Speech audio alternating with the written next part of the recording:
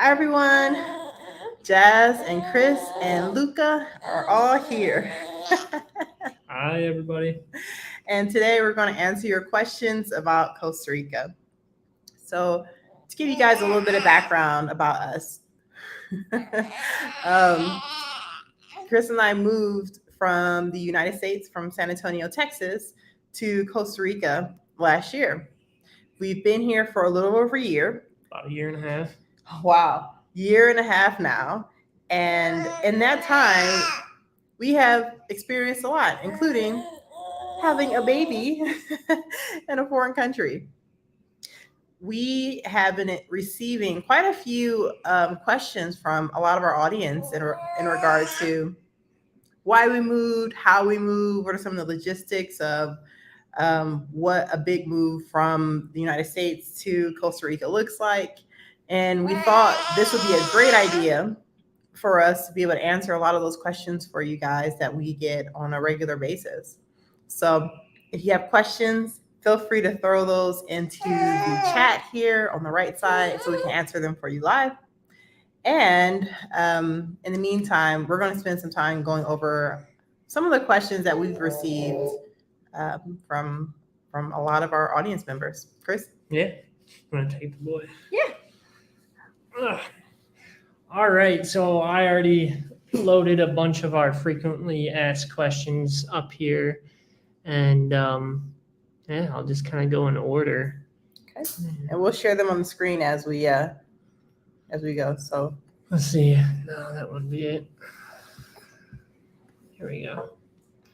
What status do I need to live in Costa Rica legally? So we get that question a lot, and we also see that question a lot in a few expat groups we are a part of. And there are a couple different ways you can go about living in Costa Rica. Can you clarify what this means as far as what status do I need to live in Costa Rica legally? So to be in Costa Rica, to stay here legally, there's a process you got to go to. There's a few different ways that I know of offhand. The first way, which is what many people do, is called perpetual tourism. And that's when you come into Costa Rica on a visa, which the requirement for that is just your passport. And in immigration, they'll usually stamp that with a 90-day visa. So what perpetual tourists do is they do these things called border runs every 90 days so that they can keep their legal status in Costa Rica. And as a perpetual tourist, you can stay here pretty much indefinitely as long as you're doing those 90-day border runs. What's that? What do you mean? Thank you. All right. A couple other ways are, another way is you can get residency. That's what Jazz and I did. And there's a few different paths for residency. The ones we're familiar with would be rentista, investinado, and what's the one when you retire? Pensionado. So those are the three we're familiar with. We originally applied for rentista, and for rentista, you have to be able to provide economic stability, proof of economic stability if you're living in Costa Rica from an outside source of income. So there's a few different ways you can do this. If you do not have any type of pension or trust, the easiest way to do this is to set up a trust and fund it with $60,000 that pays out $2,500 a month over the course of 2 years. And because that is what they're looking for with rentista, is that you as an individual and a dependent can bring in at least $2,500 a month to make sure you're not going to be a burden on society here. The other one I mentioned is investor residency. Basically, if you can invest, it's either $150,000 or $200,000 $100,000 cash into the economy, whether that's what he said. So whether that's buying a property or starting a business, if you can inject either 150 or 200,000, I know that recently changed, or they're planning on changing it. Then you can apply for that type of status. And then pensionado is if you receive a monthly pension from retirement or pretty much retirement or some type of annuity. And if you're of the retirement age, I believe the income necessary for that's around $1,800 a month. Oh, it's 1,800 now. For pensionado. I thought it was 1,000. Oh, see, we have, if you're interested, we can refer you to our attorney, our residency attorney, and he can clarify this, or a simple Google search. You'll find the answers. But it's changed. A lot has changed in the last year since we moved here, so it's hard to say. Yeah. All right, moving on. What is a border run? I kind of touched on that. Mm-hmm. And again, that's just if you're a perpetual tourist, that is a run to the border that you do every 90 days to renew your tourist visa to keep your status in the country legal.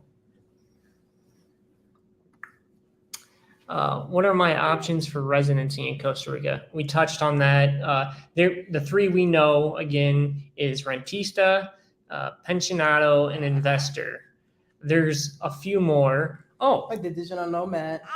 That's not residency. That's a visa. But yeah, Oh.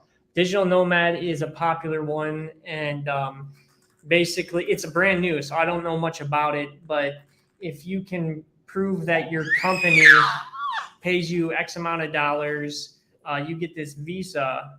It's not residency, but it's a visa where you don't have to do border runs every 90 days. And I believe they allow you to drive on it too. You don't have to do the 90-day border runs for your driver's license either, which is something you have to do if you have temporary residency or your residency applicant. Fourth way is if you either marry a natural-born Costa Rican citizen, or if you have a natural-born Costa Rican citizen. So initially we were going after rentista, and then we found out baby Luca was on the way, and we changed our plan to get our residency through him because he's a dual citizen since he was born here in Costa Rica. So that was much faster for us. Yeah. All right. Jazz, am I missing anything? I don't think so. All right. We get a lot of residency questions. How long does it take to get permanent residency? Typically, if you're going like the rentista or pensionado path, you have to apply for residency, maintain temporary residency for, I believe it's at least 2 years. Yeah. 2 to 3 years, and then you can apply for permanent residency.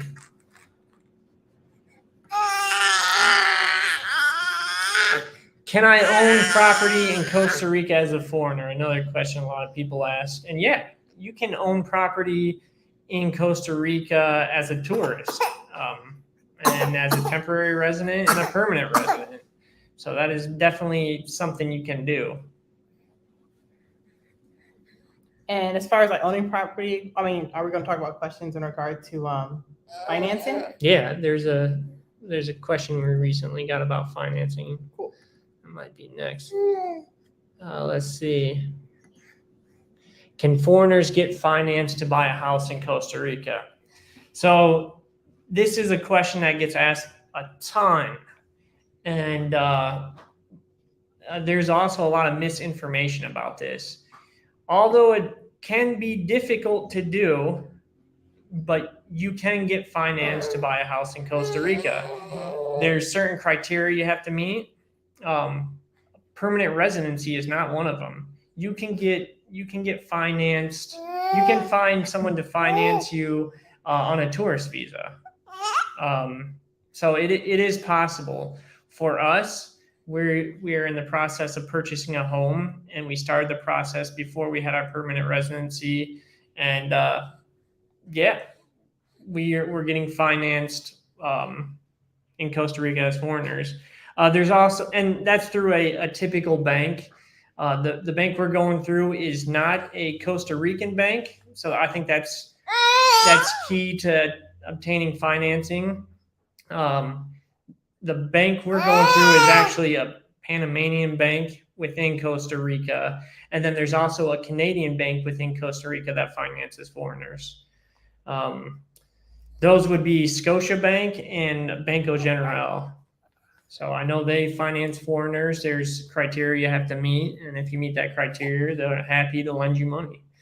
And then also there is private financing available. There's some, I don't know if they're considered hard money lenders, but there's private lenders available with higher interest rates.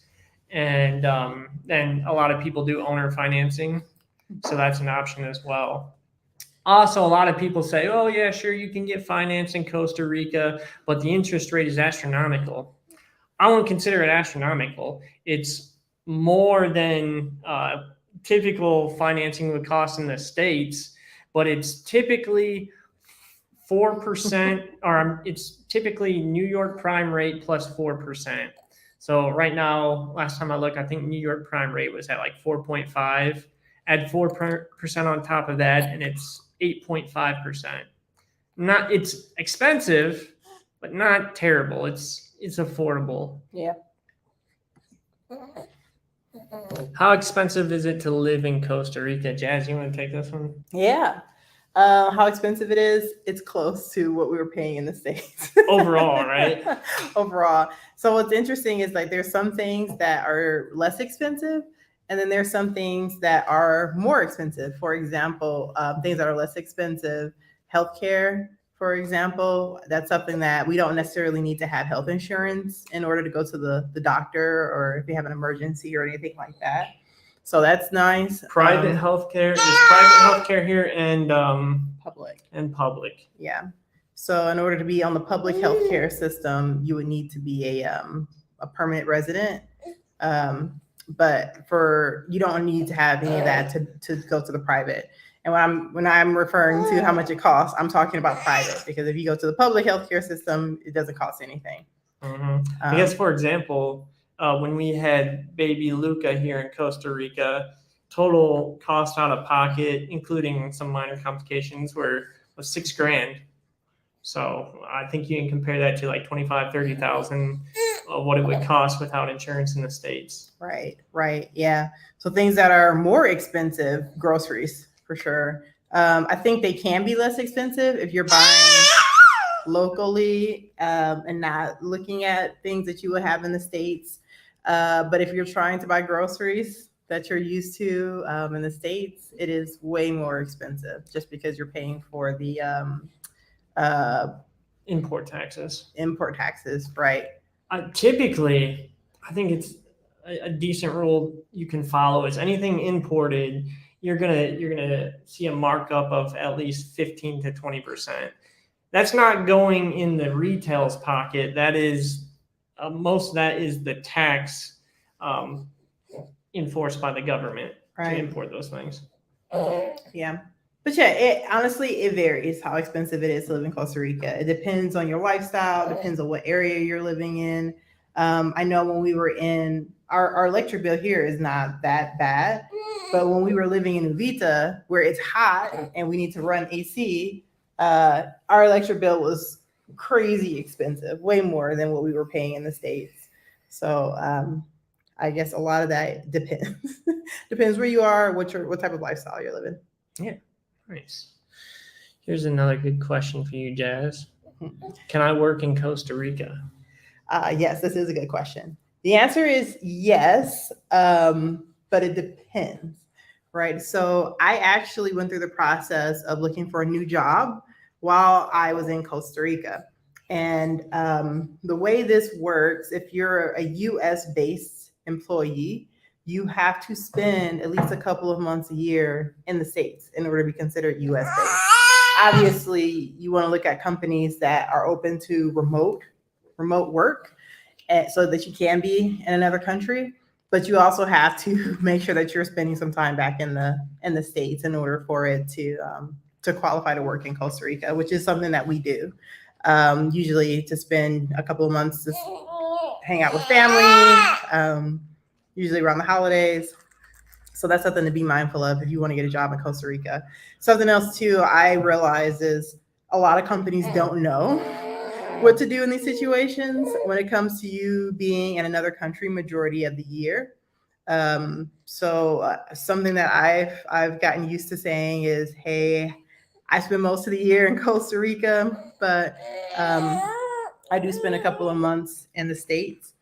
And you As do have opposed to to saying you live in Costa Rica, you say you're based out of the United States, but you spend the majority of your time in exactly that. So that's key there because a lot of people don't know those rules, but you do have to spend, and they won't tell you that's what you have to say, but you do have to spend a few months a year in the States in order to be U.S. based and live in another country. As far as coming to Costa Rica on a tourist visa and finding a job, it's not you're not going to do it. You're not going to do it legally. Yeah. And you're most likely, if you find some illegal work out there, you're most likely not going to make enough to support a lifestyle that you're used to. Yeah, that you're used to is key. Minimum wage here, average wage here for like labor is under $3 an hour. Yeah. Yeah. So, and if you want to move here and go after permanent residency, once you become a permanent resident, you can figure out how to get a job here. You can move here as a investor or even a tourist and start some type of business, but you cannot work for your business. You cannot work in your business. You got to hire locals. So there are a bunch of rules to protect Costa Rica's labor force, which is a good thing. Yeah. So good job answering that question, Jazz. Same to you. What is healthcare like in Costa Rica? We kind of touched on this, but again, I think this is another good one for Jazz. Yeah, healthcare. So we talked about the expense portion of it, but healthcare, let's talk about what the quality of it is like. I can explain. We've been to a few different specialty doctors here, and the experience was very similar. You go into a doctor's office, we're greeted by a receptionist, and then when it's time to meet with the doctor, we sit down at his desk and we chit chat for a while. So this could be anywhere from 20 minutes to 45 minutes, where he's just getting to know who you are and what your situation is and what your lifestyle looks like, and then you talk about whatever the problem is that you're facing. And after you do a full consultation, then the exam begins. And this is something that I know is very different than what I'm used to as far as like going to the doctor in the States, where you meet with the nurse. The nurse does a lot of the preliminary things, taking your blood pressure, your seeing your weight and your height and all of those things, asking you a lot of questions about why you're there, and then relaying that information to the doctor, to which you speak to them for, I don't know, 10, 15 minutes. 15. So that experience has been very different, and I've enjoyed it. I've enjoyed that difference as far as, and it's been consistent as far as the variety of different doctors we've gone to, different hospitals, and it's been a similar experience when going to the doctor. Another thing I really like about the healthcare here is that everyone uses WhatsApp. So if you ever have a question for your doctor and you're not at the doctor, you can send them a message, and they're pretty responsive. And I say this again, knowing that I've had multiple doctors, and that's been great. They'll even go as far as like to ask you questions and figure out what may be happening. And I've actually received prescriptions through WhatsApp too, which has been awesome. So it's a different experience. It's more affordable, and overall, I've enjoyed it a lot. Yeah, more personable. Oh yeah. as well. Yep. More personable. Completely agree. Yeah. It looks like we have another question. Questions from Lois. How many safe neighborhoods are there? Wow. Yeah, there's a lot of safe neighborhoods. It depends on where you are. How do you want to take this one? Yeah. So we've traveled all throughout the West Coast. We haven't made it to the East Coast yet. No particular reason other than we just haven't got there. We haven't finished exploring all of the West. But yeah, East Coast. When we lived in Uvita, that's more of a rural community. There's a lot of expats there as well. Uvita is typically, I'd say, a pretty safe place to be, but there is petty crime there. And actually, more recently, there's been reports of violent crime. Well, threats of crime. Yeah. People, armed robberies. Home invasion. Yeah. And some of them targeted, a lot of them targeted towards expats. But there's ways of protecting yourself, and people are getting more hip to security. Yeah. And where we live now, we moved from Avita, and it wasn't because of crime or because we were scared. We moved from Avita to be closer to private healthcare, the best hospitals in the country, so we could give birth to Luca. But San Jose area, outskirts of it, there's tons of great neighborhoods. We live in a gated community. There's gated communities all over the country. A lot of expat communities as well. So if you're looking for a safe neighborhood, you can find it. I'd recommend a gated community. You can leave your house unattended for a few weeks while you go back to the States and not have to worry about anything, because there's a 24/7 security guard there. Also, we feel safe walking around. We walk a lot of places. I've never really been in a situation here that I can think of where I felt unsafe or questionable. And yeah, so I think it's about the same as anywhere else. You got extremely safe places and places where you probably shouldn't be going. Yeah. Overall, one thing I would like to add is Costa Rica consistently gets rated as one of the safer countries, especially in Central America, to go to. So just ratio wise, I would say there's a lot of safe neighborhoods compared to not so safe. Yeah. At least we got another one. Can you read it? Nice. Me and my wife just got back from there last week. We felt very safe wherever we went. Awesome. Yeah, nice. Thanks for sharing. Yeah. Oh. Well, should we cut it short? Yeah.